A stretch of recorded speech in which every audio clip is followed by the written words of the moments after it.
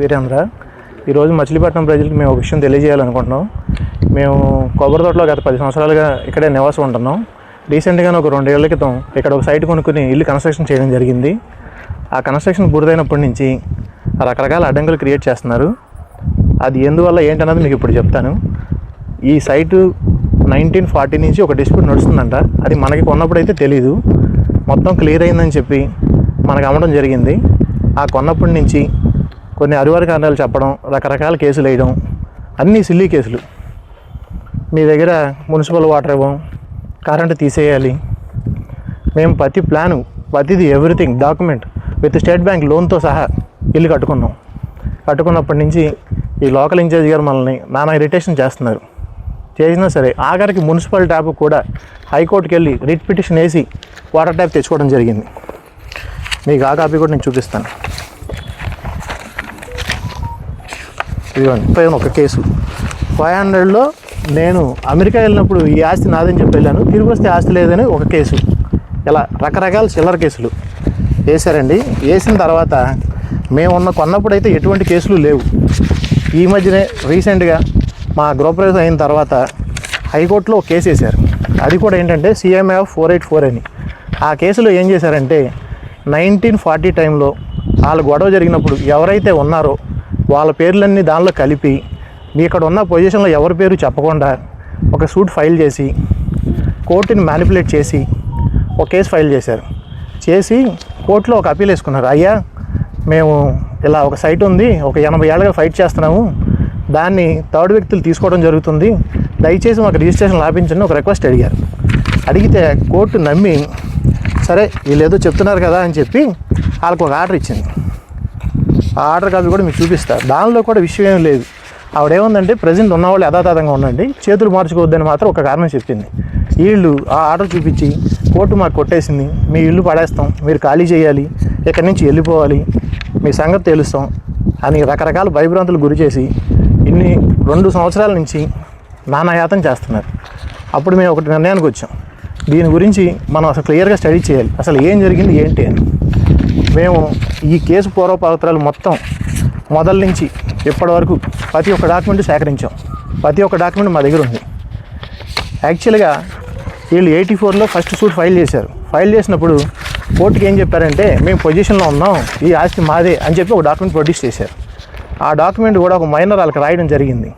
తండ్రి బతుకునంగా ఒక కొడుకుతో ఒక డమ్మీ డాక్యుమెంట్ తయారు చేయించుకుని ఆ డాక్యుమెంట్ కోర్టులో ప్రొడ్యూస్ చేశారు. ఆ డాక్యుమెంట్లో నెంబర్ ఆఫ్ ఆల్టరేషన్స్, హద్దులు తప్పు. వీళ్ళు 1.5 ఎకరం కొన్నామని చెప్పి 1.5 ఎకరం 4 ఎకరాల 75 సెంట్లకు హద్దులు. ఒక హద్దులో జిల్లా పరిషత్ ఉంది, ఈ ఇల్లు ఎక్కడుంది, జిల్లా పరిషత్ ఎక్కడుంది, ఒక హద్దు కలెక్టర్ ఆఫీసు. ఇలా రకరకాల హద్దులు ఆ డాక్యుమెంట్కి. ఒకసారి ఏమో December 12, 1941 కొన్నామని, ఒకసారి 23 December 1941 కొన్నామని ఇలా కోర్టుని రకరకాలుగా చెప్పారు. జడ్జి గారు ఇదన్నీ విన్న తర్వాత ఒక ఎంక్వైరీ కమిషన్ వేశారు 84లో. వేసి దాని గురించి ఒక అడ్వకేట్ కమిషన్ అపాయింట్ చేసి మొత్తం సెర్చ్ చేయమన్నారు. ఆయన వచ్చి ఒక డీటెయిల్ రిపోర్ట్ ఇచ్చారండి. ఇదిగోండి, అడ్వకేట్ కమిషన్ ఇంత పెద్ద బుక్ ఇచ్చారు.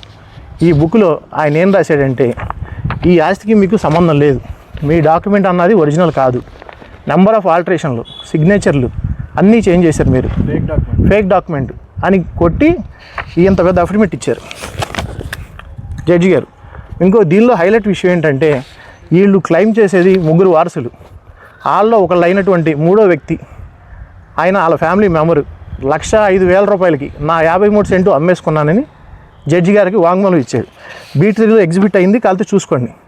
మేము చెప్పేదేం అబద్ధాలు కాదు, క్లియర్గా డాక్యుమెంట్తో చెప్తే జడ్జి గారు అయ్యా ఒకడు అమ్మేశాను అంటున్నాడు, ఇద్దరేమో మీరు ఆస్తుంది అంటున్నారు, మీరేమో 1.5 ఎకరం మీద అంటున్నారు, అది ఎలా చెల్లుబాటు అవుతుంది? మీరు హద్దులేమో 4.5 ఎకరాలు తెచ్చారు, 4 ఎకరాల 75 సెంట్లకి అని చెప్పి అడిగారు. అడిగితే ఆయన పొరపాటుని చెప్పాడండి అన్నారు. 1,05,000కి అమ్మాను అన్నాడు, ఒప్పుకున్నారు, ఎగ్జిబిట్ ఓకే అయింది, ఇప్పుడు ఎలా చెప్తారు పొరపాటు అని. అయితే వీళ్ళు అడిగేది ఏంటంటే 379/1Aలో నేను ఎకరం 59 సెంట్లు కొన్నామని చెప్పారు. యాక్చువల్లీ ఏంటంటే ఈ 4 ఎకరాల 78 121/1 మెయిన్ నెంబర్ ఇన్ బిఫోర్ 1940. తర్వాత 40 తర్వాత అదేమైందంటే బైఫర్కేషన్ 64లో జరిగి 1A కింద 1 ఎకరం, 1B కింద 1 అర ఎకరం, అలా రకరకాల బైఫర్కేషన్లు జరిగాయి. అయితే వీళ్ళు చేసిన తప్పు ఏంటంటే 40 డాక్యుమెంట్లోనే బైఫర్కేషన్ రాసి జడ్జి గారికి ఇచ్చారు. మీరు ఎలా ప్రెడిక్ట్ చేయగలిగారు? 64లో బైఫర్కేషన్ అయితే 40 డాక్యుమెంట్లో 1A 1B అని మీరు అన్నదమ్ములు ఎలా మార్చుకున్నారు అని జడ్జి గారు అడిగారు. అడిగిన దానికి సమాధానం లేదు. మేము పొజిషన్లో ఉంటున్నామని చెప్పారు.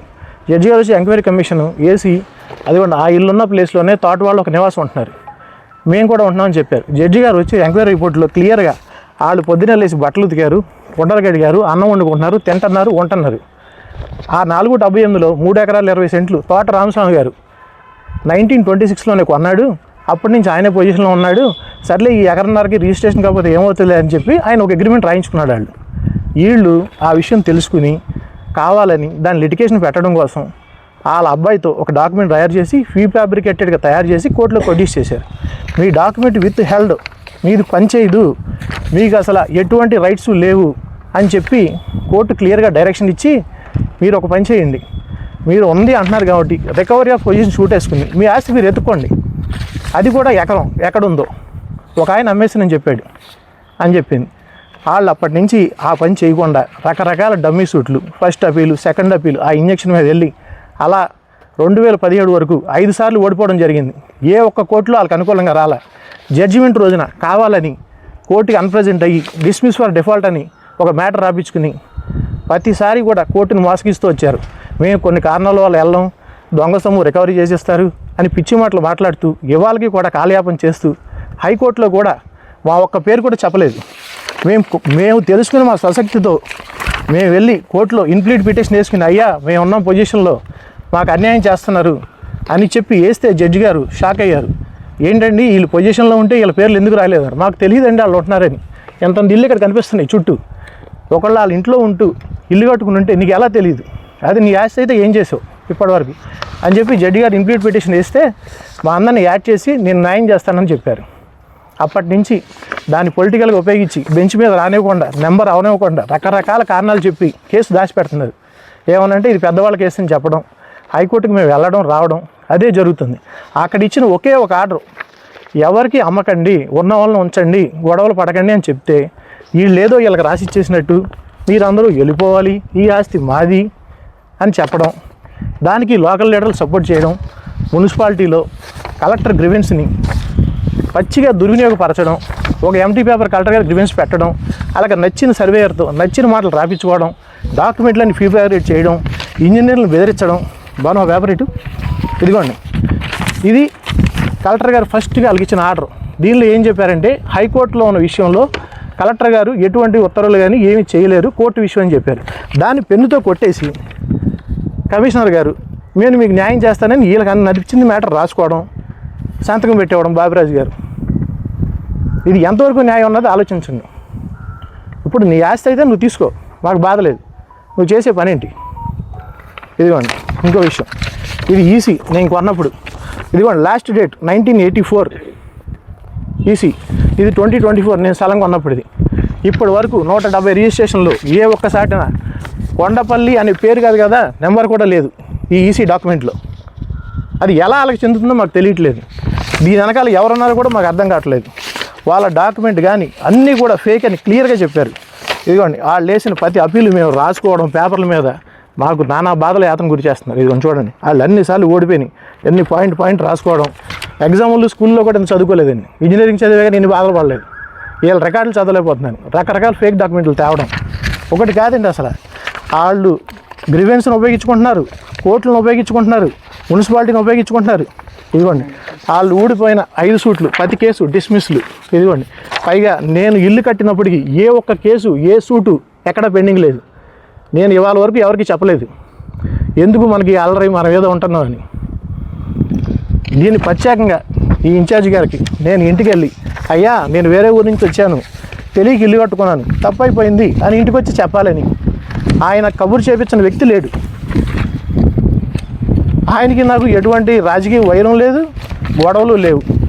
నేను చేసిన తప్పెల్లా ఏంటంటే చిన్నప్పటి నుంచి చదువుకున్న ఊరని తిరిగి ఉద్యోగాలు చేసి లాస్ట్కి ఇక్కడికి వచ్చి బయలు చెరువులు చేసుకుంటూ సంపాదించుకుని ఒక ఇల్లు కట్టుకుని నేనున్న ఊరిలో ఉండాలనుకోవడమే నేను చేసిన తప్పు.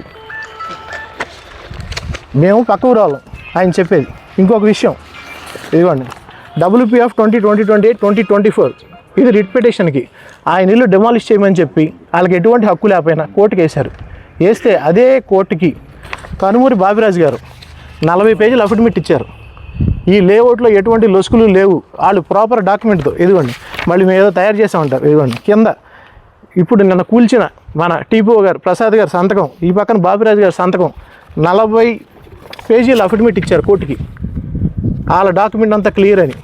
అదే బాబిరాజు గారు లోకల్ కోర్టులో మా మీద పిచ్చి కేసులు వేస్తే ఆ విషయం గురించి నాకు తెలియదండి, కోర్టు ఏది చెప్తే అదే చేస్తానని ఒకటే మనిషి ఒకే కేసుకి 2 విధాల ఆన్సర్లు చెప్పడం బాబిరాజు గారు.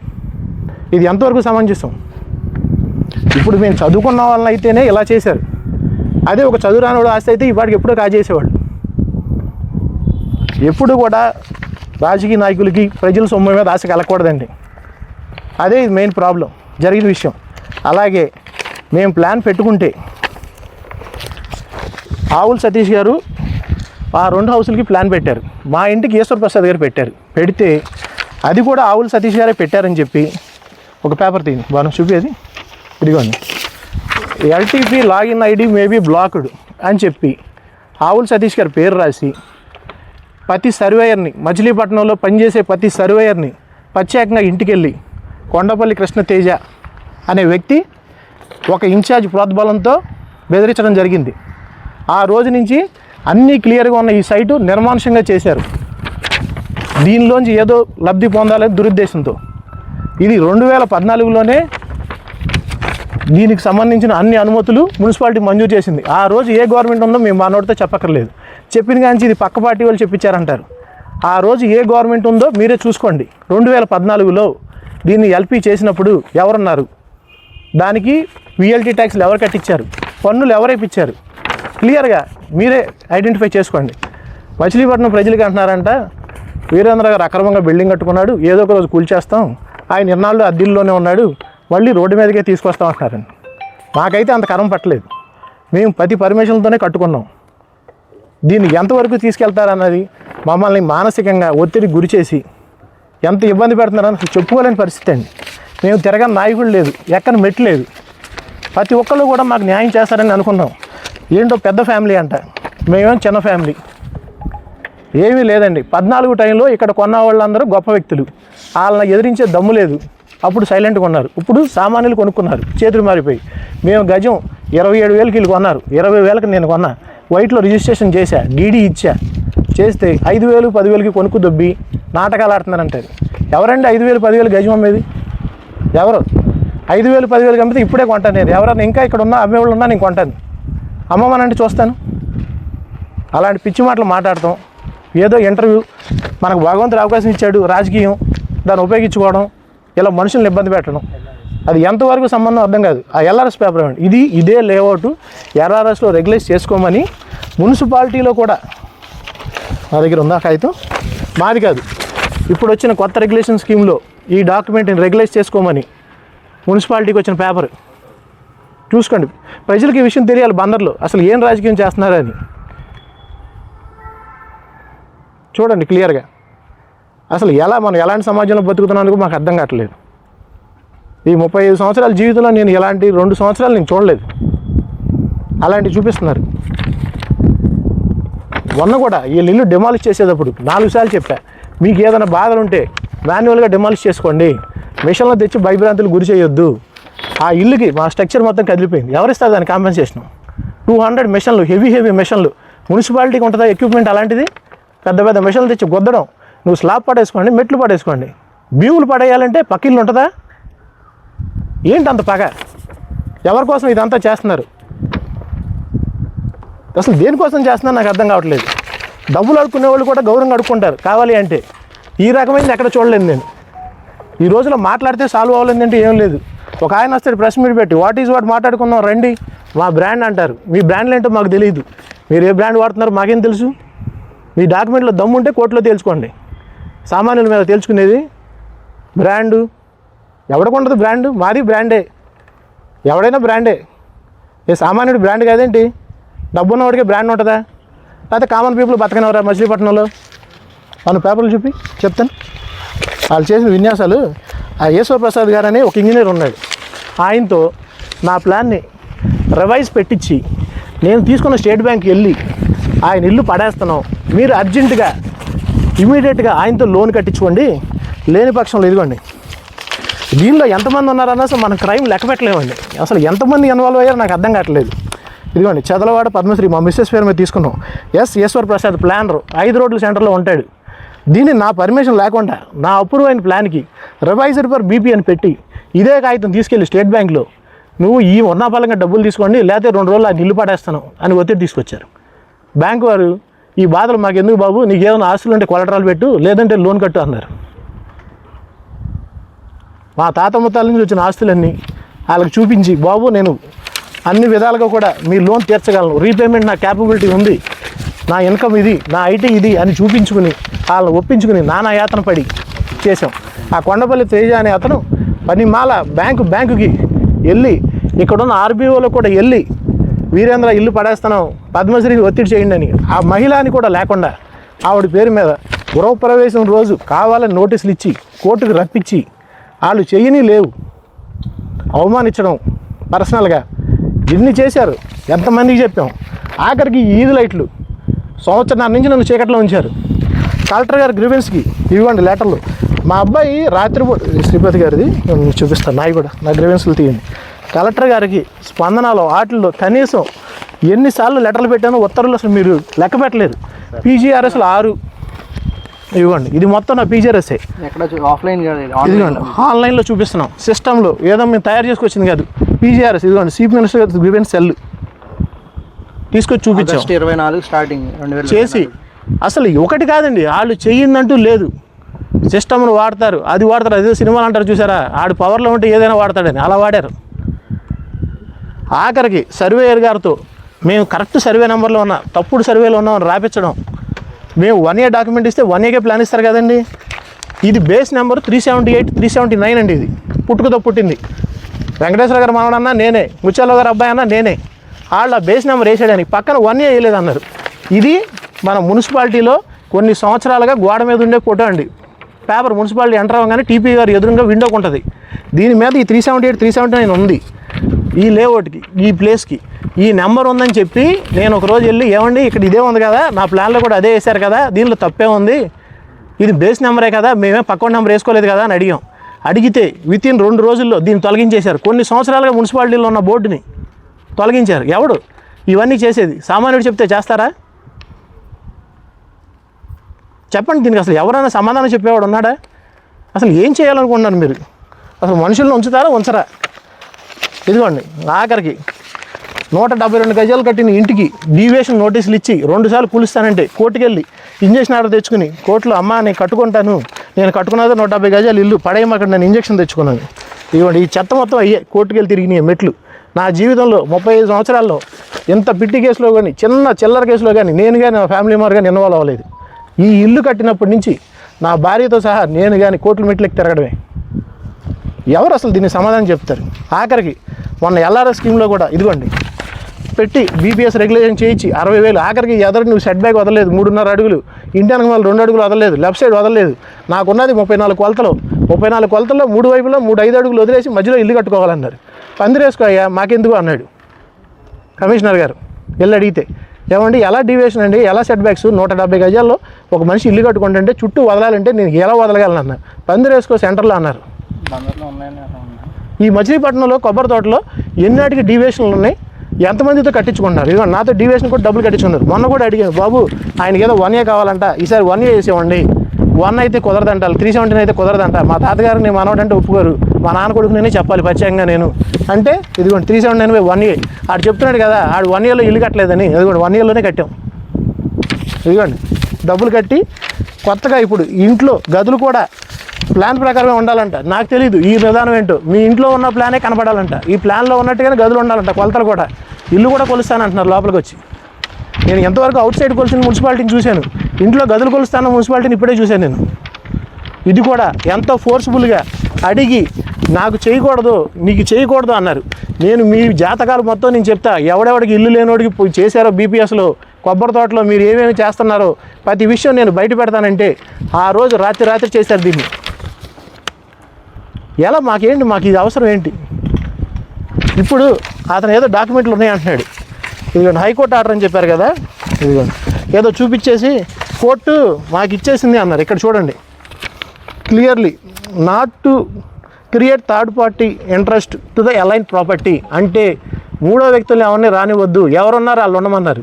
అంతేగాని కొండపల్లి నుంచి ఉన్న వాళ్ళు ఖాళీ చేసి ఇవ్వమని ఇవ్వలేదు. ఒకవేళ వాళ్ళు గెలిస్తే రండి, వేకెట్ ఆర్డర్ తీసుకురండి, కోర్టు నుంచి తెండి, ఖాళీ చేసి వెళ్ళిపోతాం, వీఆర్ రెడీ ఫర్ దిస్. అసలు ఏ రూల్లో, పొజిషన్ రూల్లో నీకు వస్తుందా? ఏ రూల్లో వస్తుంది? లోవర్ కోర్టులో మన ఆర్గ్యుమెంట్లో ఆ లాయరు జడ్జి గారు ముందు వాంగ్మూలం ఇచ్చాడు. అమ్మ 85 సంవత్సరాల నుంచి మేము లేవు, ఏదన్నా చేసి పెట్టండి అంటున్నాడు. ఏం చేయాలి జడ్జి గారు? ఉన్న వాళ్ళందరూ బయటికి పోమని చెప్పాలా? ఇక్కడికి వచ్చాం బేరాలు, ఇలా పడుకోవడం, వెనక్కి బ్రాండ్ అంటాం, అక్కడికి వెళ్ళామో దండాలు పెడతాం. ఏంటది? అంటే సామాన్యుడు అంటే లోకువా? అదేగా మీరు చేసింది. ఇప్పుడు దీనికి ఈ లోకల్గా ఉన్న నాయకులు వత్తాసు పలకడం. నేను ప్రపంచంలో ఎన్నో వృత్తులు ఉన్నాయి, కానీ ఈ కొత్త రకం వృత్తి ఎంచుకోవాల్సింది. మేము ఇంజనీరింగ్ చదివి, స్ట్రక్చరల్ చదివి, ఆ ఇంజనీర్లు ఈ ఇంజనీర్లు అయ్యాం. దానికన్నా ఇగోండి ఈ సెంటరింగ్ వృత్తి చేసుకుంటే కోట్లు సంపాదించేవాళ్ళం. ఇప్పట్లో అదే మంచి బిజినెస్ అండి. దానికి ఎగ్జాంపుల్ ఎవరో తెలుసు, మీకు చెప్పక్కర్లేదు. ఒక వ్యక్తి సైకిల్ మీద వచ్చాను, నేను కారులో తిరుగుతున్నాను నన్ను చెప్తున్నాడు. ఎవడైనా సరే సైకిల్ తొక్కాక కారు వస్తుంది. డైరెక్ట్ కారు నేర్చుకుని సైకిల్ తొక్కడండి. కారు వచ్చిన తర్వాత సైకిల్ నేర్చుకుంటే వెళ్తారా? పోనీ మా అబ్బాయి ఉన్నాడు, డబ్బులు ఉన్నాయి కాబట్టి బ్యాటరీ కారు కొన్నాడు, డైరెక్ట్గా కారుతోనే బదిలేడాడు. కారుతో స్టార్ట్ అయ్యి ఇప్పుడు సైకిల్ తొక్కుతున్నాడు. మేము సైకిల్ తొక్కాక కారు కొన్నామండి, అది కూడా కష్టపడిన డబ్బులతో. సామాన్యుని బతకనివ్వాలనుకున్నారు, వద్దనుకున్నారు నాకు తెలియదు. మేమైతే విత్ క్లియర్ డాక్యుమెంట్స్తో ఉన్నాం. ఇప్పుడు ఫైనల్గా నేను చెప్పదలుచుకుంది ఏంటంటే, నిన్న వీళ్ళ ఇల్లు కూల్చారు. ఇప్పుడు ఆయన ప్రెస్ మీట్ ప్రకారం వాళ్ళ ఆస్తి అని చెప్పి మున్సిపాలిటీ ఇన్వాల్వ్ అయ్యి దీన్ని కూల్చిందా, లేదంటే వీళ్ళు ప్లాన్ అప్రూవల్ సరిగ్గా లేవని కూల్చిందా చెప్పండి. మేము అడిగేది అదే. ఇవాళ నేను ఇంతవరకు బయటికి రాలేదు, ఆయన కోసమే వచ్చాను. దానికి కూడా మళ్ళీ ఒత్తిళ్ళు మాకు. నీకేం అవసరం, నీ ఇల్లు నువ్వు కట్టుకున్నావుగా, మెదలకుండా ఉండొచ్చుగా, నిన్నేం అంటలేదు కదా ఈ ఆన్సర్లు. పోనీ నీకు ఒక 50 లక్షలు ఇస్తాం, ఇంటికి తాళం వేసి ఊరోజులు వెళ్ళిపో, మళ్ళీ వద్దు. కానీ గొడవలు తీరిపోయాక నిన్ను చూసి పతోడు ఇల్లు కడతా అంటున్నాడు, మాకేదో ₹1 వచ్చేలా ఉందని రకరకాల మనుషులతో కబుర్లు చేపించడం. నేను వచ్చి అంటాడు, నువ్వు రెండోసారి కొంటా అన్నాడు వ్యక్తి. అండ్ నేను క్లియర్గా చెప్తున్నా, నేను వెళ్ళే మొన్న, నా దగ్గర డబ్బులు ఉన్నాయండి, నేను కొనగలను, నువ్వు రిజిస్ట్రేషన్ దమ్ముంటే, నీ హక్కు ఉంటే రేపు రా రిజిస్టర్ ఆఫీస్కి, నేను కొంటా అని నేను ఓపెన్గా చెప్పాను ఆయనకి. నీ హక్కు ఉంటే రా రిజిస్టర్ ఆఫీస్లో, నువ్వు రిజిస్టర్ నేను డబ్బులు కడతా. లేదు, నీ కోర్టు గెలుస్తావు, నీ దగ్గర హక్కు ఉంది. ఇవాళ నేను ₹100 స్టాంప్ పేపర్ మీద నా ఇల్లు వదులుకుంటాను, నీకు రాసిస్తా. నువ్వు గెలిచిన రోజు కట్టుబట్టలతో వెళ్ళిపోతా, నేను ఇల్లుతో సహా వదిలేసి, నాకేం అక్కర్లేదు అని క్లియర్గా చెప్పా. దాన్ని మార్చి ఒక మనుషులు చాలామంది మా దగ్గరికి వస్తున్నారు, ఆల్రెడీ భయపడిపోతున్నారు, కొనేస్తానంటున్నారు. నాది కానప్పుడు ఎలా కొంటాను? నువ్వు చెప్తున్నావుగా నాదేనని, రా రిజిస్టర్ ఆఫీస్కి రేపు రా, రేపు ఉదయం నేను కొంటాను. చెప్పమను దానికి సమాధానం. ఏమీ లేదండి, సామాన్యులు ఉన్నారు ఇక్కడ, వాళ్ళని ఏదో రకంగా భయభ్రాంతులు గురి చేసి డబ్బులు తీసుకోవాలి. ఈ డెమాలిష్ కూడా నాకు తెలిసి అదే. ఇక్కడ ఉన్నవాడు ఎవడో ఇంక ఇల్లు కట్టుకోవాలని ధైర్యం చేయకూడదు, దీన్ని ఇలా బీడుగా పెట్టాలి, లేదా వాళ్ళకి నచ్చిన రేటుకి అమ్మేసి బయటికి పోవాలి జనాలు. అదే జరుగుతుంది ఇక్కడ, అంతే. బాను నువ్వు చెప్పేకి ప్రాణం ఒకటే ఉంచారండి, ఇంకేం ఉంచలేదు. ఒక మనిషి జీవితం ఆశయం ఇల్లు కట్టుకోవాలని, ఆ ఇంటిని వాళ్ళ కళ్ళ ముందే కూల్చి విత్ పోలీస్ ఫోర్స్తో ఇవన్నీ చేశారు. మళ్ళీ కూటమిలో ఉంటూ మేము పవన్ కళ్యాణ్ గారి అభిమానులమే, మెంబర్షిప్లే, ఫోటోలు, బ్యానర్, నమ్మపోతే బ్యానర్లు, జెండాలు కూడా కట్టాం. బాబు మేము పవన్ కళ్యాణ్ మనుషులమే అని. అయినా సరే కనికరం లేదు. ఆ కళ్యాణ్ గారిన కనికరం చూపిస్తారేమో చూస్తున్నాం. ఇక్కడ మన మీడియా మిత్రులందరూ కవర్ చేశారు. ఇక్కడ కవర్ చేసినప్పుడేమో అందరూ కూడా మా వైపు బాబు మీకు అన్యాయం జరిగింది అన్నారు. అక్కడికి వెళ్ళేసరికి ఏం జరిగిందో తెలియదు. ప్రతి ఛానల్లో కూడా అక్రమ కట్టడం కూల్చారన్నారు. ఈయన సొంత ఇంట్లో ఈయన ఇల్లు కట్టుకుంటే అది అక్రమ కట్టడం ఎలా అయిందో చెప్పాలి. నిన్న ఒక ప్రెస్ మీట్ పెట్టాడు ఆయన, దానిలో అంటాడు జేసీ గారు డెమాలిష్ చేయమని చెప్పారు అంటారు. జేసీ గారు ఎలా డెమాలిష్ చేయమంటారు? పబ్లిక్ ప్రాపర్టీలు మేము కట్టామా, లేకపోతే ఎవరిలో అన్న పార్కులో కట్టామా, గ్రామ కంట్రోల్లో ఇల్లు కట్టామా? గ్రామ కంట్రోల్ ఎవరుంటారు? పేదలు ఉంటారు. ఆ గ్రామ కంట్రోల్లో ఒక ఆయన 2 అంతస్తుల బిల్డింగ్ కట్టాడు, అద్భుతమైన బిల్డింగ్. ఆయన మీద హైకోర్ట్ ఆఫ్ అమరావతిలో ఒక సూట్ నడుస్తుంది, ఎన్జిఓస్ కాలనీ పార్కు కబ్జా చేశాడని. 2018 నుంచి ఆయన మీద కేసు నడుస్తుంది. ఆయన ఇంతవరకు కోర్టుకి వెళ్ళడు, సమాధానం చెప్పడు. ఎన్జిఓస్ ప్రెసిడెంట్ మీద, ఆయన కాకుండా ఇంకొక 2 వ్యక్తులు ఆయనకి రిజిస్టర్ చేసిన వ్యక్తుల మీద సూట్ ఇప్పటికీ పెండింగ్లో ఉంది. ఆయన ఇల్లు కట్టుకుంటున్నాడు, ప్లాన్ వస్తుంది. పొద్దున అంటాడు టైటిల్ డిస్ప్యూట్లో ఉంటే ప్లాన్ ఎవరని మీకు తెలియదా? నీది టైటిల్ డిస్ప్యూట్లో ఉంది, నీకు ఎలా ఇచ్చారు ప్లాను? ఇప్పుడు ఎల్ఆర్ఎస్ ఎలా చేశారు నీ ఇంటికి? ఈరోజు నువ్వు ఎల్ఆర్ఎస్ కూడా పూర్తి చేసుకున్నావు నీ ఇంటికి. ఎలా చేశారు? నీ టైటిల్ డిస్ప్యూట్లో లేదా? హైకోర్టులో నీ మీద కేసు లేదా? పార్కు స్థలం లేదా? వీళ్ళందరూ ఒక్కొక్కళ్ళు ఇవాళకి కూడా తెలుసుకోవట్లేదు. ఎన్జిఓస్ కాలనీలో ఉన్న ప్రజలు వాళ్ళకు ఓపెన్ స్పేస్ లేకపోవడం వల్ల 14% ట్యాక్స్ కడుతున్నారు. ప్రతి ఒక్కరు ఖాళీ వేకెంట్ ల్యాండ్లో ఇల్లు కట్టేవాళ్ళు 5 లక్షలు వాళ్ళ సొంత డబ్బులు కట్టుకుని ఇల్లు కట్టుకుంటున్నారు. ఎవరు కూడా ఆలోచన లేదు. మనం సొసైటీలో కొన్నాం, మనం ఎందుకు 14% కట్టాలి, డెవలప్డ్ లేఅవుట్ కదా అని ఒకటి ఆలోచన లేదండి.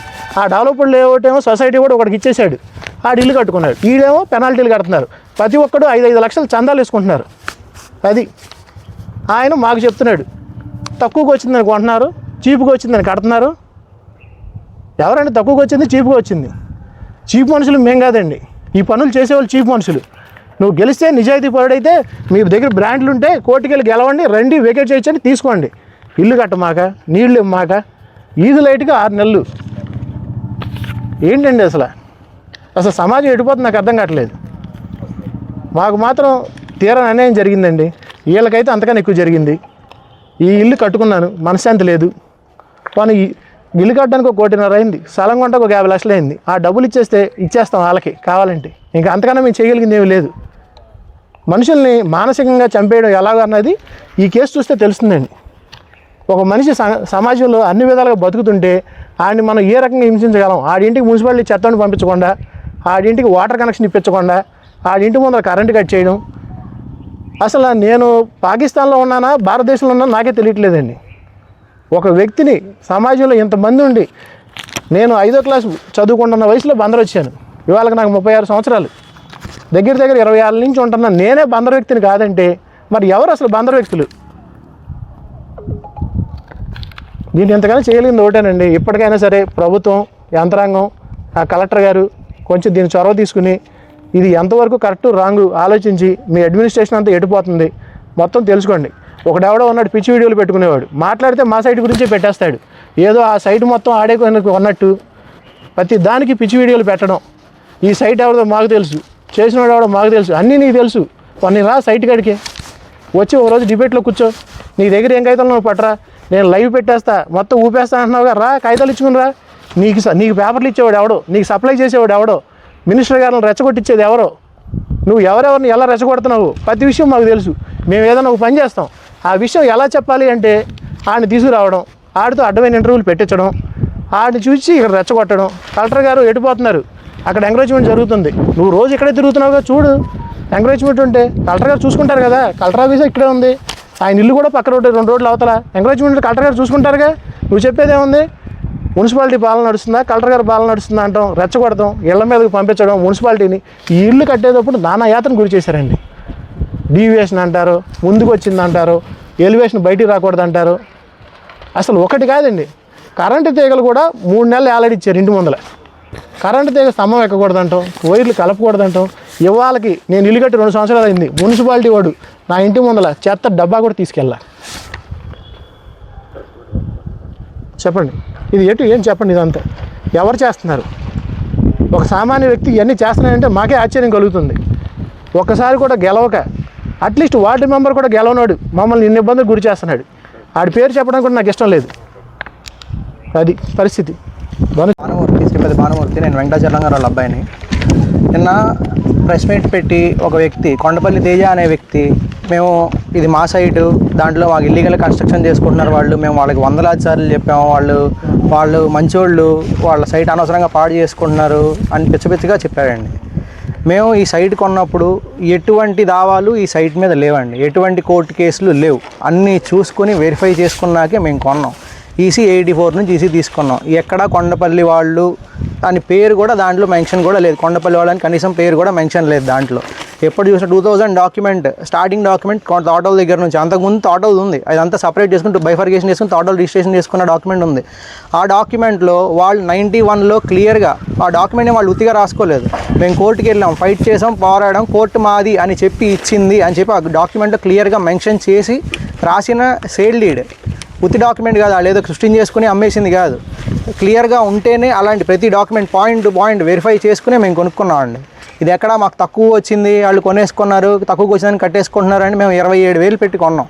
గజం 27,000 కొన్నాం మేము ఇక్కడ. తర్వాత వాళ్ళకి ప్లాన్ లేదు అంటున్నారు. ఇనీషియల్గా వీళ్ళు చేసింది ఏంటి, ఫస్ట్ ఎటువంటి ప్రతి ప్లానర్ని భయపెట్టేసి ఇదిగోండి మేము ఇలా ఐడీలు బ్లాక్ చేస్తాం మీరు కానీ ప్లాన్ పెట్టారంటే ఆ సైట్ ఇష్యూలో ఉంది. ఏం ఇష్యూ చెప్పండి, ఎవరికి చెప్పట్లేదు. ఇదిగోండి ఏమైనా ఇష్యూ అంటే ఇదిగోండి ఇలా పెట్టారు, ఆవులు చదివారు ఐడి బ్లాక్ చేస్తున్నాం మేము, మీరు పెడితే మీరు కూడా ఇలాగే బ్లాక్ అయిపోతుంది మీ ఐడి కూడా బెదిరించి ఒకళ్ళంటే ఒకళ్ళని పెట్టేసలేదు. తర్వాత పోస్తా మురళి గారు కాస్త కోస్త ధైర్యం చేసి నేను పెడతాను అని ముందుకు వచ్చారండి. పెడతా అని తీసుకెళ్ళి డాక్యుమెంట్ తీసుకెళ్ళి ఇలా ఆన్లైన్లో ఇది ఆయన పెట్టిన అప్లికేషన్ ఇది ఇప్పుడు చూసినా సరే మీకు కనిపిస్తుంది. అప్లికేషన్ ఫామ్లోకి వెళ్తే నాట్ అవైలబుల్ అని చెప్పి దాన్ని డిలీట్ చేయించారండి ఆ అప్లికేషన్ని. తర్వాత తీరా సరే పెట్టాం కదా ప్లాన్ ఏమైంది అని వాళ్ళని అడగడానికి వెళ్తే పోస్తా మురళి గారు దీంట్లో కొంచెం పొలిటికల్ ఇన్వాల్వ్మెంట్ ఉందండి, మీరు వెళ్ళి మీ వార్డ్ ఇన్ఛార్జ్ గారిని కలవండి ఒకసారి అని చెప్పారు. ఆల్రెడీ అంతకుముందు ఆయన మాకు కవర్ చేశారు, మీరు కడుతున్న తప్పు, మీది ఏదో కేసుల్లో ఉంది, మీరు నిన్న ప్రెస్ మీట్లో కూడా ఆయన చెప్పారు, నేను ఆల్రెడీ చెప్పాను వాళ్ళకి తప్పు కట్టకూడదు దాంట్లో ఇది ఉంది అది ఉంది అని. మరి తర్వాత విషయం చెప్పరేంటో ఆయన, అక్కడ వరకు బాగానే చెప్పారు, అవన్నీ చెప్పింది బాగానే ఉంది, కరెక్టే చెప్పింది ఆయన. దాని తర్వాత నాకు 5,000 ఇవ్వండి నేను సెటిల్ చేస్తాన్న విషయం ఎందుకు మాట్లాడలేదు ఆయన, అది కూడా మీరే అన్నారుగా, ఆ మూమెంట్లోనే అన్నారుగా. దాని తర్వాత మళ్ళీ ఇంకో మాట అంటున్నారు, నేను 2 సంవత్సరాల నుంచి వాళ్ళని అసలు కలవలేదు, 2 సంవత్సరాల నుంచి వాళ్ళతో మాట్లాడలేదని. మరి ముందే కదా అదే వీడియోలో ఒక నిమిషం ముందు నేను వాళ్ళకి చెప్పాను ఆ సైట్లో గొడవలు ఉన్నాయి మీరు కట్టుకోవద్దు అని చెప్పాను అన్నారు కదా. మరి మళ్ళీ 2 సంవత్సరాల నుంచి మాతో మాట్లాడకపోతే మేము కొని సైట్ 2 సంవత్సరాలు అవుతుంది, మరి ఆయన అలా చెప్తారు. దాని తర్వాత అలా బెదిరించి ఎవరిని ప్లాన్లు పెట్టనివ్వకుండా ఉంటే మేము మా పని స్టార్ట్ చేసుకున్నాం, ప్లానర్ని ఎత్తుక్కుంటూ మా పని స్టార్ట్ చేసుకున్నాం. దాంట్లో ఇవ్వండి పని స్టార్ట్ చేసుకున్నాక పిల్లర్లు లెవెల్లోకి పిల్లర్లు ఇంకా వేయలేదు అప్పటికి, పిల్లర్లు స్టార్ట్ చేసినాక డీవియేషన్ నోటీస్, ఫస్ట్ నోటీస్ ఇది డీవియేషన్, ఫ్రంట్ ఇంత బ్యాక్ ఇంత సైడ్ ఇంత వదలలేదు ఇంత 1.5 మీటర్ 1.5 మీటర్ అలా ఇవన్నీ ఇచ్చారు. ఎలా ఇస్తారండి స్లాబ్ వేయకుండా డీవియేషన్ నోటీస్ అని? ఎంత పవర్ మీ చేతిలో ఉంటే మాత్రం స్లాబ్ వేయకుండా కొలతలు వచ్చేస్తాయా మీకు? సైట్లో ఇప్పటి వరకు వాళ్ళ సైట్లోకి దిగి కొలత కోల్సింది లేదండి, వాళ్ళకి డీవియేషన్ అని ఎలా తెలిసింది వాళ్ళకి? స్లాబ్ అనేది వేయకుండా చూడండి ఏ డేట్ ఇచ్చారు, 6వ తారీఖు 10వ నెల ఇచ్చారు డీవియేషన్ నోటీస్. సరే మేము 10వ తారీఖు అప్లై చేసుకున్నాం, ఏదో ఒక ప్లానర్ ఏదో ఒకటి చేసి ఇక్కడ మన బందర్లో ఎవరినైనా బెదిరించేస్తున్నారు అని చెప్పి ఏలూరు దగ్గర ఒక ముడా అప్రూవల్ ఉన్న ప్లానర్ గారిని పట్టుకొని సార్ ఇది పరిస్థితి మాకు మీరు చేసి పెట్టాలంటే ఆయన నేను చేస్తానండి అని తీసుకొని 10వ తారీఖు ఆయన ప్లాన్ పెట్టారండి. పెడితే దాంట్లో 14 ఎర్రర్లు సృష్టించారు. అది 10వ తారీఖు పెడితే 28/12/2025 దాని అప్రూవల్ అనేది వచ్చింది మాకు, డైరెక్ట్గా ఆన్లైన్లోనే అప్రూవల్ వచ్చింది, మేమేం ఫేక్గా చెప్పట్లేదు. ఇదిగోండి ఆఫీషియల్ సైట్లో నేను మీకు చూపిస్తాను, ఇదిగోండి సిడిఎంఏ పోర్టల్, దాంట్లో ఇదిగోండి మా ప్లాన్ నెంబరు, ఇదిగోండి దీంట్లో పర్మిట్ లెటర్ మొత్తం ఈచ్ అండ్ ఎవ్రీథింగ్ ఉంది. నేనేమి ఫేక్గా సృష్టించి నాకు ప్లాన్ వచ్చిందని నేను చెప్పట్లేదు. ఇలా వచ్చిన దాన్ని వాళ్ళు తీసుకెళ్ళి డ్రాఫ్ట్స్లో పెట్టి షార్ట్ ఫాల్ దీన్ని చేసి స్టేటస్ కో ఆర్డర్ ఉంది మీకు, అందుకే మేము మీకు ప్లాన్ అప్రూవ్ చేయట్లేదు అని చెప్పి వాళ్ళు ఇచ్చినది. వాళ్ళ రీజన్ అదే, సోల్గా అదే రాశారు, దీంట్లో స్టేటస్ కో ఆర్డర్ ఉన్నందున వలన మేము మీకు ప్లాన్ గ్రాంట్ చేయట్లేదు అని చెప్పి. దాని తర్వాత డిమాలిషన్కి వచ్చారు, స్టేటస్ కో ఉన్నప్పుడు మీరు కట్టేస్తున్నారు మీకు ఎటువంటి ప్లాన్ లేదు అని. కరెక్ట్ దీనికి ఇవ్వకముందే మేము ఆర్డర్ మాది ఆన్లైన్లో పెట్టిన తర్వాత వచ్చారు, సార్ అది మేము పెట్టుకున్నాం సార్, ఇలా మేము ఇంకా స్లాబ్ అయితే వేయలేదు, దాంట్లో మేము రేకులు వేసుకుంటే ఏమైనా వేసుకున్నాను అప్పుడు క్లియర్గా చెప్పాను ఆయనకి. సరే నాకు అలా తెలియదు, అవన్నీ సంబంధం లేదు, మీరు ప్లాన్ అన్ని అప్రూవల్ స్టేటస్ కో పోయాకే మీరు కట్టాలన్నారు. ఓకే అప్పటి నుంచి 3 months నుంచి మేము కట్టలేదండి, కన్స్ట్రక్షన్ అనేది ఎటువంటి కన్స్ట్రక్షన్ చేయలేదు మేము సైట్లో. తర్వాత తీరా మొన్న 20వ తారీఖు స్టేటస్ కో వెకేట్ అయిపోయింది.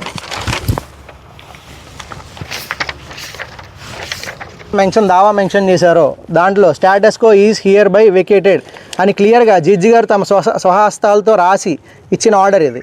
ఇదే ఆర్డర్ 20వ తారీఖు మార్చి నెల ఇచ్చారు. ఇది ఇచ్చిన తర్వాతే మేము మున్సిపల్ వాళ్ళకి, మున్సిపల్ కమిషనర్ గారికి, టీపీఓ గారికి అండ్ అసిస్టెంట్ కమిషనర్ గారికి పోనేది క్లియర్గా మేము తీసి తపాలా సెక్షన్లో ఇచ్చాం. తర్వాత వాళ్ళు ఎందుకు మాకు అందలేదు అని ఎక్కడ అంటారో అని చెప్పి ఫిజికల్గా వెళ్ళి డైరెక్ట్ అదే ఆర్డర్ తీసుకొని టీపీఓ గారికి ఇచ్చాం. దాని తర్వాత అసిస్టెంట్ కమిషనర్ గారికి ఇచ్చాం. నైట్ బాబిరాజు గారిని కూడా కలిసి ఆయన క్లియర్గా చెప్పాం మొత్తం మ్యాటర్ అంతా, ఇది సార్ మీరు పెట్టిన షార్ట్ ఫాల్ అదే వెకేట్ అయిపోయింది, సో మేము మన కన్స్ట్రక్షన్ స్టార్ట్ చేస్తున్నాం అన్నారు. తర్వాత ఇక్కడికి వచ్చి టీపీఓ గారు ప్లాన్ మీరు ఎందుకు డిమాలిషన్కి వస్తున్నారండి అంటే మీకు ప్లాన్ లేదండి అన్నారు. నేను మీకు ఇచ్చాను కదండి స్టేటస్ కో ఆర్డర్, అది వెకేట్ అయిపోయింది, అయితే మీరు మళ్ళీ పెట్టుకున్నాక వచ్చాకే కట్టండి అన్నారు. అలా ఎలా కుదురుతుంది సార్, మీరు సోల్గా స్టేటస్ కో అన్నారు, అది వెకేట్ అయిపోయింది, సో మేము కన్స్ట్రక్షన్ స్టార్ట్ చేస్తున్నాం, మేము పెట్టుకోం అనట్లా, మేము ఆల్రెడీ 5,13,000 చలాన్ అనేది కట్టామండి. మేము ఇప్పుడు పెట్టుకోకపోతే మాకే కదా లాస్, మళ్ళీ రీఅప్లై చేసుకోకపోతే మాకే కదా లాస్. ఇదిగోండి 5,13,000 చలాన్లు. మాకేమన్నా డబ్బులు ఊరికే వస్తున్నాయండి కట్టుకుని మేము అలా వదిలేసుకుని అవన్నీ మళ్ళీ రీఅప్లై చేసుకోకుండా కట్టుకోవడానికి? ఇప్పుడు అంత చేసిన వాళ్ళం జస్ట్ వెళ్ళి డబ్బులు కట్టిన వాళ్ళం అప్లై చేయడానికి మాకు ఎంతసేపు అండి? అక్కడ సైట్లో ఎర్రర్ ఉంది, అదే టీపీ వారికి క్లియర్గా చెప్పాను, సైట్లో ఎర్రర్ నడుస్తుందండి. దాంట్లో DPMS 2.0 ఇది 2.0లో ఏదో కొత్త సైట్. ఈ సైట్లో ఫస్ట్ ప్లాన్ మాదే.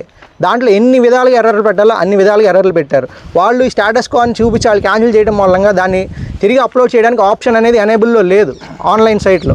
సో అది రావాలంటే 1 month పట్టొచ్చు, 2 months పట్టొచ్చు అండి. మాకు టైం తెలియదు. టెక్నికల్ స్టాఫ్ని కూడా మేము అప్రోచ్ అయ్యి హాఫ్ డే వాళ్ళ దగ్గర ఉండి చేపిద్దామని ట్రై చేసినా సరే ఇది ఎర్రర్ ఉంది సార్, టైం పడుతుంది అని చెప్పి వాళ్ళే క్లియర్గా చెప్పారు. అది ఈ విషయం కమిషనర్ గారికి తెలుసు, TPO గారికి తెలుసు, వీళ్ళందరికీ తెలుసు. ఇంత చలాన్లు కట్టిన వాళ్ళు మేము అది చేసుకోమండి.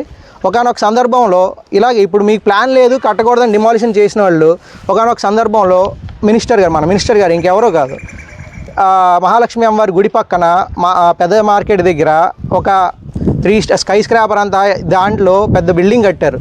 దానికి ఇప్పటి వరకు ప్లాన్ లేదండి. ఆయన చెప్పారు క్లియర్గా, మేము ప్లాన్కి అప్లై చేసుకున్నాం, డైరెక్షన్స్ తీసుకున్నాం, జస్ట్ ఆయన ఇంకా పేమెంట్స్ కూడా చేయలేం. మేము ఆఖరికి నెక్స్ట్ స్టెప్ తీసుకుని పేమెంట్స్ కూడా అయిపోయి ఆయన పేమెంట్స్ కూడా చేయలే. వస్తుంది ప్లాను, వచ్చినప్పుడు చేసుకుంటాం, ఆలోపు మేము కన్స్ట్రక్షన్ మేము చేసుకుంటాం అన్నాం. ఆయన 3 స్లాబ్లు వేశారండి, ఇప్పటివరకు ఆయన ఎవ్వరూ ఏమీ చేయలేదు. అంటే సామాన్యుడి మీదనా మీది ఇదంతా? మరి మీరు సమన్యాయం మీరు చేస్తున్నారు అంటే అందరికీ చేయాలి కదండి. ఇప్పుడు ఆయన తప్పు కాదు, ఆయన తప్పని మేము అంటలేదు, అలాగని మా తప్పని మీరు ఎలా అంటారు? ఇప్పుడు ఆయన కోల్సందే మా చేయడం తప్పే కదా. అదే అండి నేను చెప్పేది.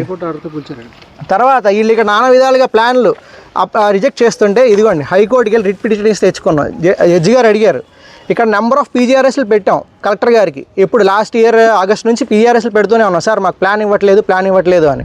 వాళ్ళు ఏం చేశారు, మండల లెవెల్ కమిటీని వేసి వాళ్ళనే వేసుకుని వాళ్ళ ఇన్ఫ్లుయెన్స్ వాడి దీంట్లో కోర్టు కేసులు ఉన్నాయి అందుకే ప్లాన్ ఇవ్వట్లేదు అన్నారు. మేము హైకోర్టుకి వెళ్ళి రిట్ పిటిషన్ వేస్తే అప్పుడు ఏం అడిగారు జడ్జి గారు, వాళ్ళు సేమ్ అదే, సార్ దాంట్లో కోర్టు కేసులు ఉన్నాయి అందుకే మేము ప్లాన్ ఇవ్వట్లేదు అన్నారు. వాళ్ళు ఏం చెప్పారు క్లియర్గా జడ్జి గారు, how municipality is concerned about civil matters.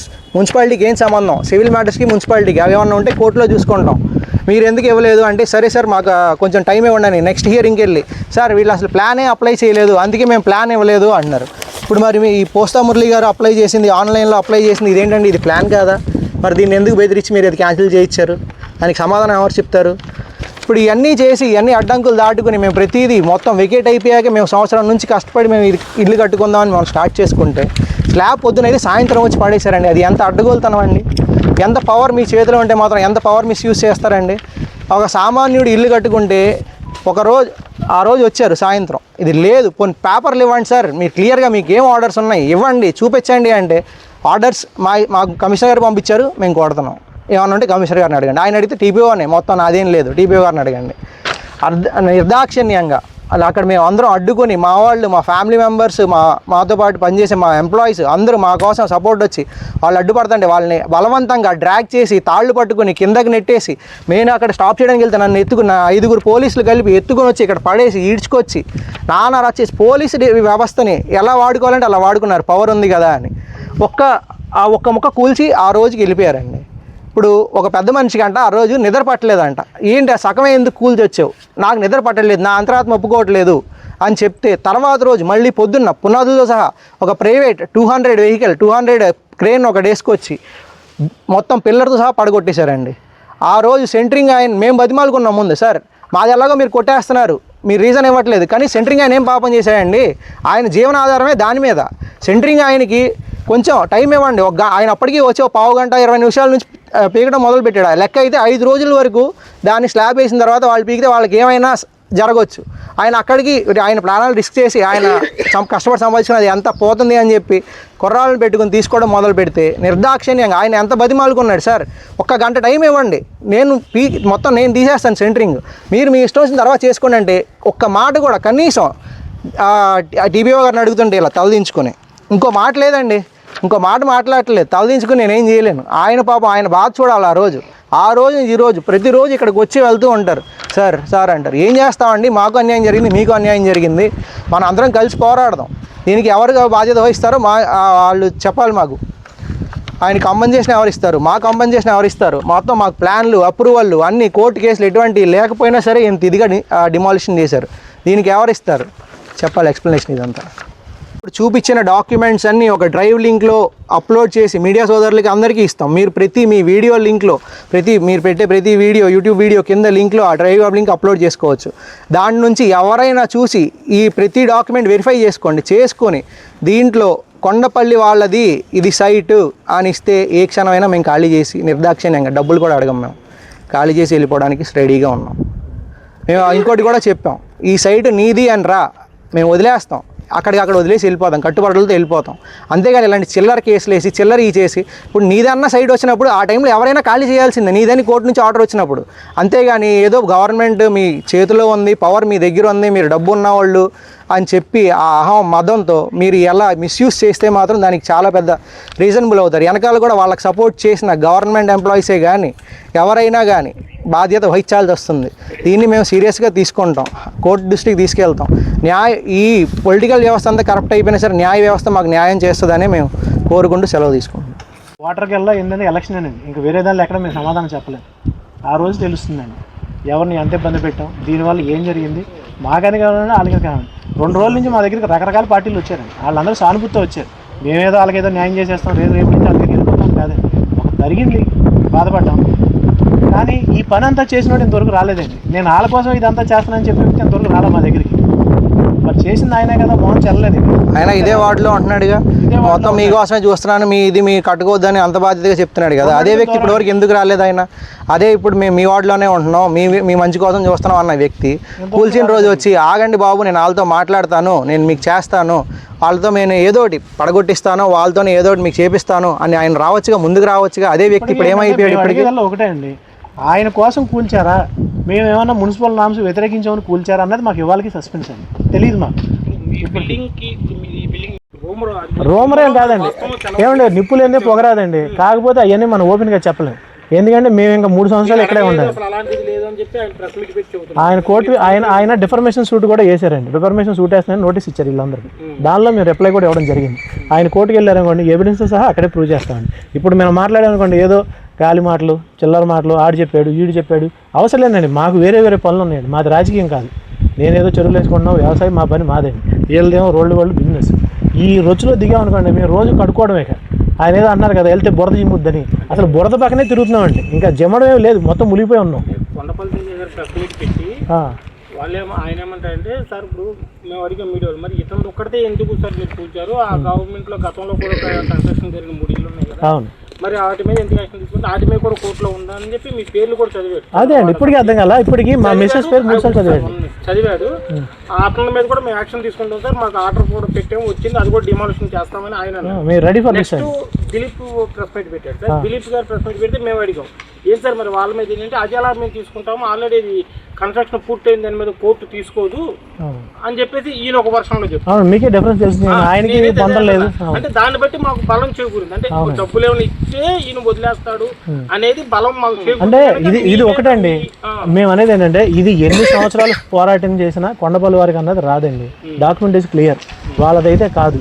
ఏంటంటే మన సమాజంలో ఏముందంటే, ఒకడు కొన్ని సంవత్సరాలు ఒక దానికోసం ఆశపడి ఎండపడుతుంటే ఆడ ఆ బాధ తట్టుకోలేక ఏదో ఒకటి ఫోన్లే ఇక ఇవాళతో ఇది అయిపోవాలి, ఏదో ఆడు ఆశపడుతున్నాడు, ఆడిదో కాదో మనకు తెలియదు అని ఇస్తే ఇవ్వాల్సింది తప్పితే, అది కూడా న్యాయంగా అయితే ఇవ్వకూడదండి. ఎవడన్నా ఒక పేదోడు ఉన్నాడు అనుకోండి, ఆడు కొన్నేళ్ళ నుంచి మన ఇంట్లో ఉంటున్నాడు, మన ఇంట్లో మన ఇరుపక్కన మన బారం ఒక సెలవులోనో 10 వేసుకుని ఉన్నాడు, మనం ఇల్లు కట్టుకున్నాం, ఆడు అడ్డం వచ్చాడు, తీసేసామనుకోండి, ఆడు పోనీ ఇన్నాళ్ళ నుంచి మన ఇంటి దగ్గర బతుకుతున్నాడు అని ఇవ్వాలి. వాళ్ళు ఏం పేదోళ్ళు కాదు కదండి, దీనికోసం ఫైట్ చేసేవాడు పేదోడు కాదుగా. మేము చెప్పేది అదేనండి, మీరు వాస్తవాలు మీరు గ్రహించండి. మేము చెప్పిన దానిలో అబద్ధాలు ఉన్నాయంటే ఎక్కడ మీరు మీడియా వాళ్ళు కేకేయండి, ఎప్పుడైనా వస్తాం విత్ పేపర్లు. వాళ్ళ ఫ్యామిలీ వచ్చినా పర్వాలా, వాళ్ళ తరపు లాయర్లు వచ్చినా పర్వాలా, మేము ఇద్దరమే వస్తాం, మాకు లాయర్లు కూడా అక్కర్లేదండి. అసలు చదివి నిదట్లో కూడా ఇవే కనపడుతున్నాయండి. అసలు ఎక్కడ తప్పు చేసాము, ఎందుకు చేసాము, అసలు మాకే అర్థం కావట్లేదు. మేము ఏదన్నా ఒక తప్పు చేసామంటే, ఈ సైటు మంచిది అని చెప్పి ఒక వ్యక్తి అమ్మాడు, ఆ వ్యక్తి కూడా వాళ్ళ దగ్గర కూర్చుంటున్నాడు. అదొకటే మేము చేసిన పొరపాటు అండి. గతంలో 4 ఎకరాలు ఏదో జిల్లా పరిషత్ బోర్డులు రాశారండి. వాళ్ళు ఒక డాక్యుమెంట్ తెచ్చారండి కోర్టుకి, ఆ కోర్టుకి ఇచ్చిన డాక్యుమెంట్లో హద్దుల్లో చూపించారు. అలా చూపిస్తే జడ్జి గారు నువ్వు ఎకరం 51 కొన్నావు, ఇప్పుడు ఎవడైనా గజం కొన్నా చుట్టూ ఉన్న వాళ్ళ పేర్లు రాసుకుంటాడండి. జిల్లా పరిషత్ ఎందుకు వస్తుందండి? ఎక్కడ జిల్లా పరిషత్? నాకు తెలిసిన దాని ప్రకారం అయితే, మేము అనుకున్న దాని ప్రకారం అయితే, ఈ వెనక రోడ్లో అపార్ట్మెంట్ ఉందండి, అక్కడ వాళ్ళకి ఏదన్నా కానీ స్థలం ఉండేది. దాన్ని బేస్ చేసుకుని ఇది కూడా మాదే అని చెప్పి చాలామంది దగ్గర డబ్బులు తీసుకున్నారని కూడా మనకు తెలుసు. అయితే జడ్జి గారు ఏమన్నారంటే it's a fake document, fee fabricate document, ఇది చెల్లదు క్లియర్గా. అది అడ్వకేట్ కమిషన్ అండి, ఏదో నేను మనిషిలో చెప్పడం కాదు. 84 జడ్జిమెంటు జిల్లా కోర్టు రికార్డ్స్లో చెక్ చేసుకోండి. ఆయన చెప్తున్నాడు కదా నా డాక్యుమెంట్ అని. నేను ఆ డాక్యుమెంట్ కూడా చూపిస్తాను కావాలంటే మీకు, అది కూడా గొలుసుకొట్టు రైటింగ్లో. ఇంకో విషయం హైలైట్ ఏంటంటే ఆడ కొన్నది రామకృష్ణ పరమహంస అండి, స్వామి గారు వాళ్ళ నాన్న. డాక్యుమెంట్లో అడంగల్లో స్వామి గారి పేరు ఎక్కిచ్చారు.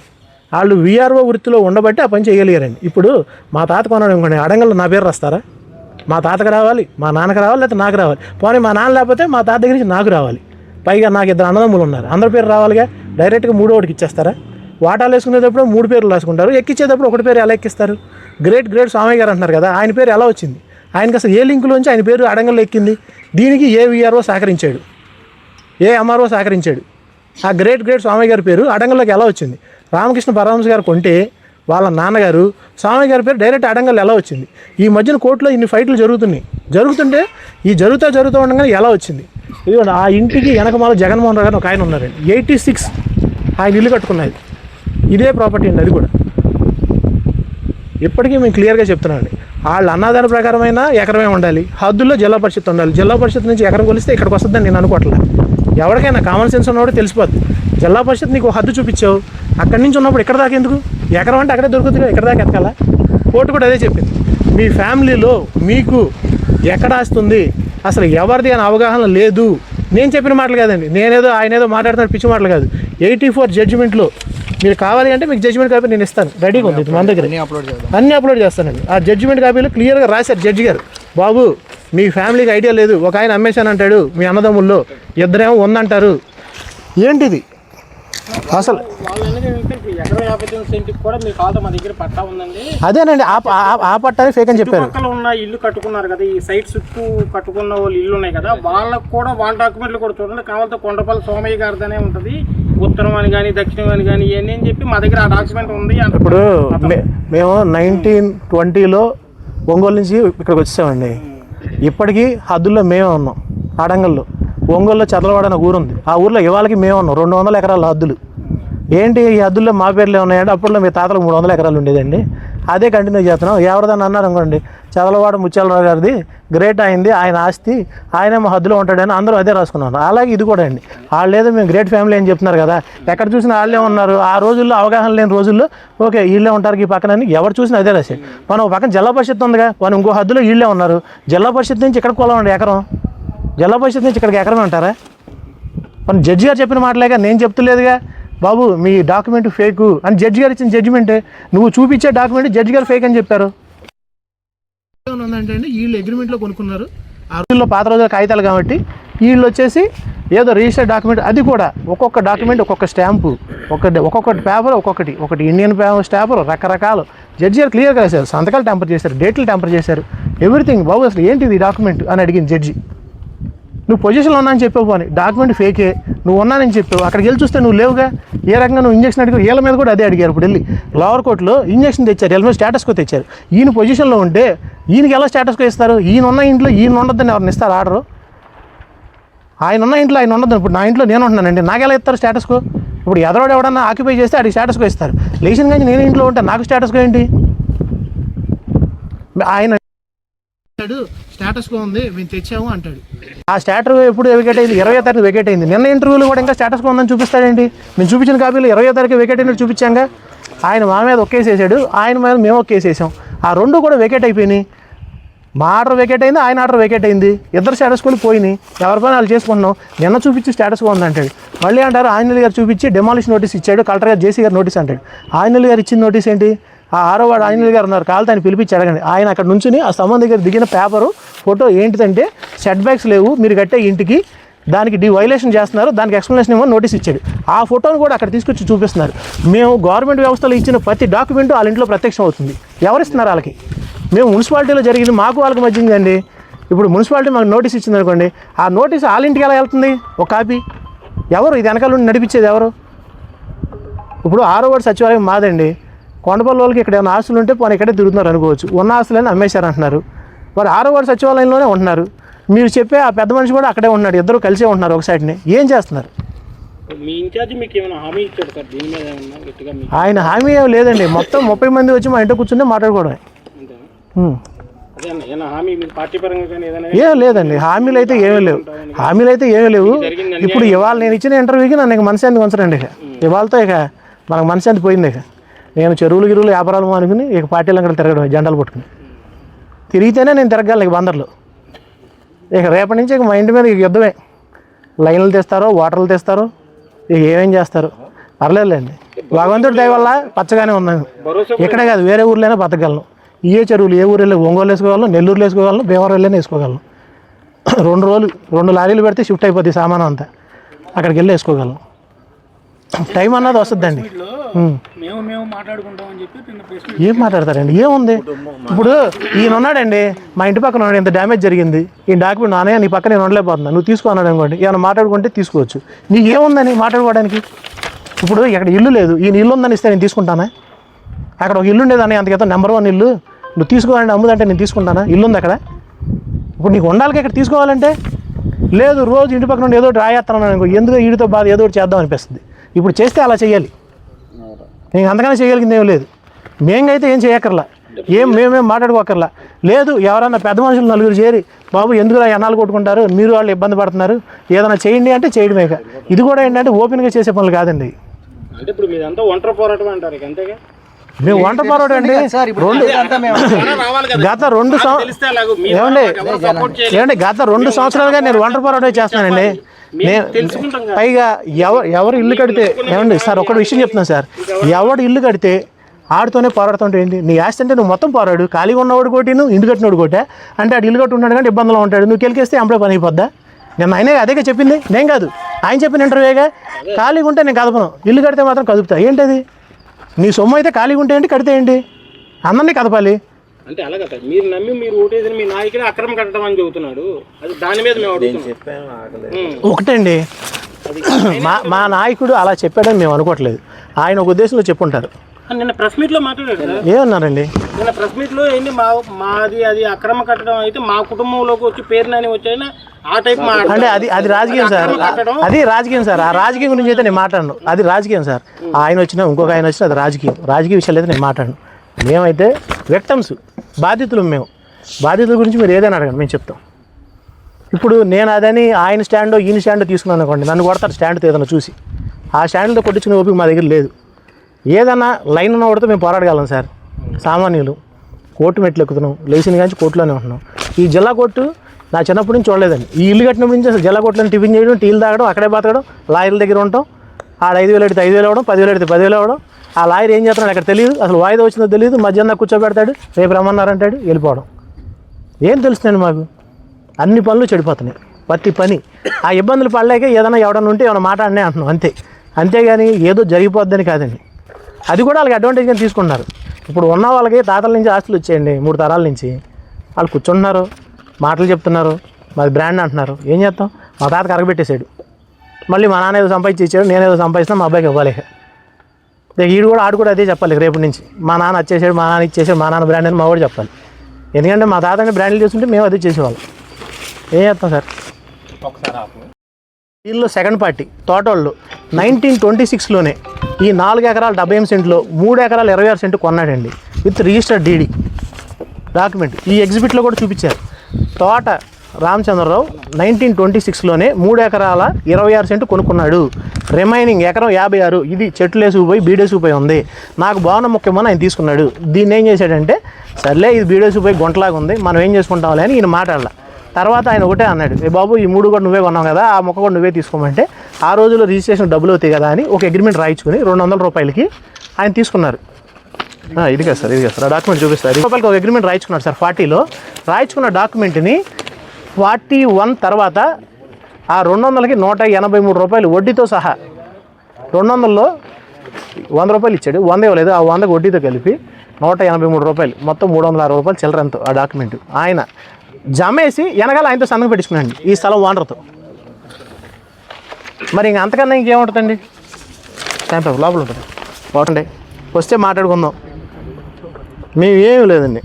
వాళ్ళు ఏంటంటే 3 ఎకరాలు 26 రేస్ చేయించుకున్నాం కదా, ఈ ఎకరం 59 సెంట్లు అయితే మాత్రం ఏమవుద్ది, మొత్తం మన ఇంట్లో ఉన్న మొక్కే కదా అని ఆ రోజుల్లో ఏదో వాళ్ళు కక్కుర్తి పడి అగ్రిమెంట్ రాయించుకుని ఆ కాగితం ఇంట్లో పెట్టుకున్నారు.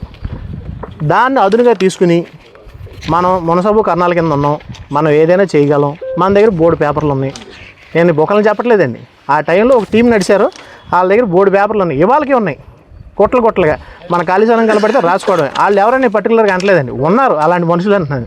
నేను ఇప్పుడు వాళ్ళనే అన్నాను, నేను వాళ్ళనే అనట్లేదు, ఉన్నారు బందర్లో పెద్ద కొనేవాళ్ళు, చలామణి అయ్యేవాళ్ళు చాలామంది ఉన్నారు, స్టాంప్ పేపర్ వ్యాపారంతో ఉన్నవాళ్ళు. నేను వాళ్ళనే చెప్పట్లేదండి. మళ్ళీ రేపొద్దున అంటారు, నన్ను చెప్పావు, మా పేరు చెప్పావు, మాది మామూలు ఫ్యామిలీ కాదు, ఈ చివరి నుంచి ఆ చివరికి ఉంది, మా బ్రాండ్ ముందు ఈ బ్రాండ్ నిలబడదండి. ఏమన్నా సామాన్యులు బలం ఉంటే నిలబడతాం, లేకపోతే లేదు. ఇక అదండి మేమైతే ఇదిగోండి మీకు ఒకటి చూపిస్తాను, కూడా జడ్జిమెంట్ కాపీలో హైలైట్ పాయింట్స్ అండి. ఈ పేపర్ కూడా మీకు ఇస్తాను, ఇదిగో నా మార్కర్తో చేసాం. ఇదిగోండి లాస్ట్కి అసలు నువ్వు అర్హుడు కాదు అని చెప్పి వాళ్ళు ఇచ్చిన పేపరు క్లియర్గా జడ్జిమెంట్లో కూడా అది పుస్తకం 70,000 దాకా ఉంది, అదంతా చదవలేరని ఆ మెయిన్ 4 పేపర్లు తీసుకుని మేము పెట్టుకున్నాం, హైలైట్ చేసుకుని. మరి ఇది నేను రాసింది కాదండి, జడ్జి గారు రాసింది. మరి జడ్జి గారు అబద్ధం చెప్తున్నాంటే మనం ఏం చేయలేము.